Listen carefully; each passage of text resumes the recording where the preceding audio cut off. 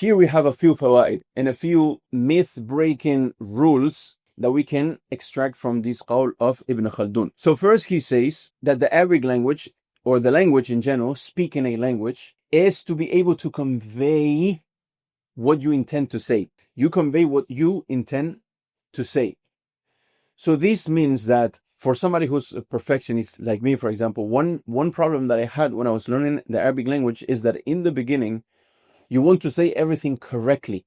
So that makes you it inclines you towards wanting to know all grammar rules. And as well, you have izzah, you have honor, you don't want to be laughed at and so on. So you want to say everything correctly. So what happens is that for long months, sometimes even years, you are so stuck in the rules.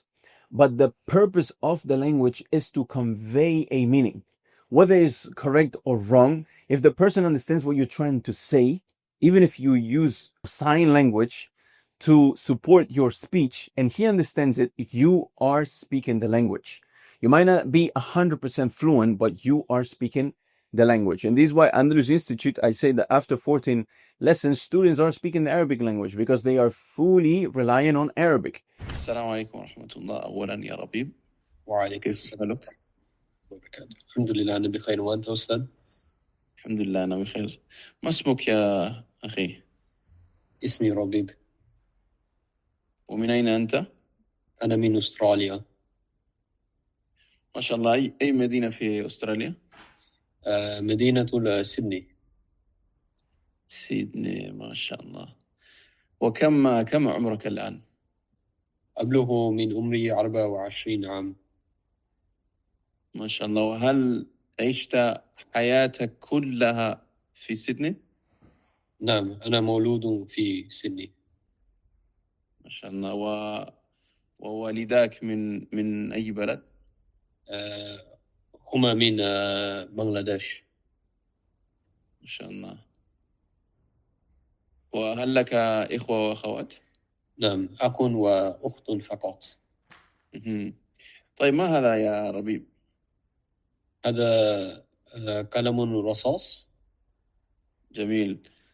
وما هذا؟ 3 أقلام. جميل. هل أي اسم إشارة من أسماء الإشارة، إما ذلك، تلك، هذه كل أسماء الإشارة هذه كيف تقول؟ هذه نعم. تمام، جميل. هذه إيش؟ هذه ماذا؟ 3 أقلام.